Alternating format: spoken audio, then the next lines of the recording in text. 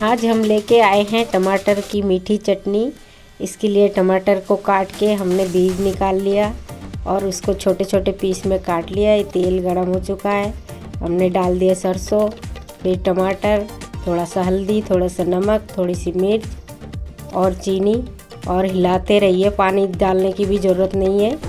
और देखिए बन जाएगा 10 मिनट में स्वादिष्ट टेस्टी रेसिपी, बहुत ही आसान तरीके से। वीडियो पसंद आए तो लाइक कीजिए, नए हैं तो सब्सक्राइब कीजिए। मिलते हैं अगले वीडियो में। Bye bye.